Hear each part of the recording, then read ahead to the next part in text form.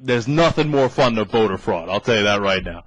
All right, so the reason this story is interesting and fun is because, of course, as usual, we have the blatant and obvious manipulation that we're so used to with the Bush administration here. They put together a federal panel. It's what was supposed to be bipartisan.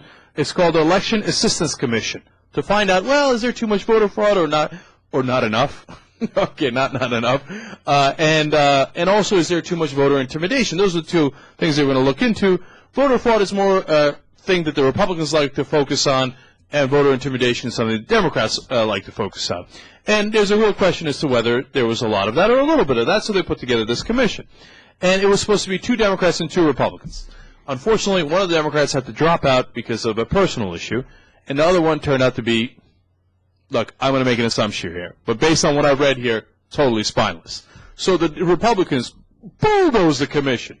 And in the original report, they asked the people the actual people doing the research to put it together. They did, and they said there was little voter fraud. So, but then the panel got together and were like, nah, we don't like that result because that doesn't favor the Republicans. So instead, they changed the report to say there was pervasiveness of fraud was open to debate.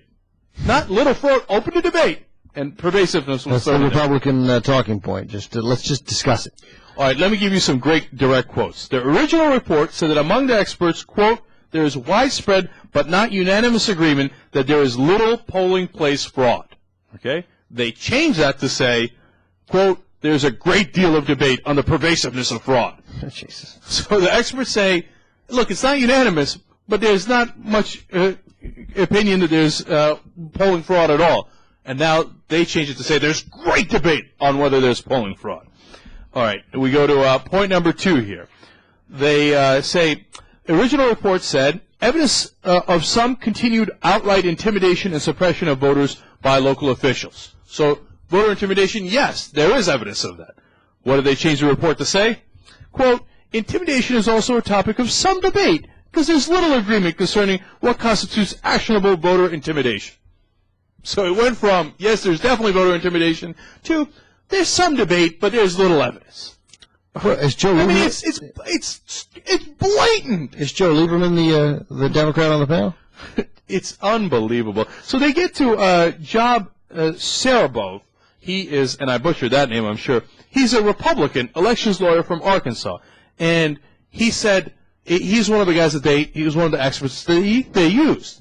He came out and said the accusations regarding widespread fraud, voter fraud, are unjustified. And then when they changed the report, he said, I don't care what the conservatives in my party say, that is a lie. Wow, and he's a Republican? And he's a Republican. Come on. Come on. No. As usual. Young Turks, Air America Radio.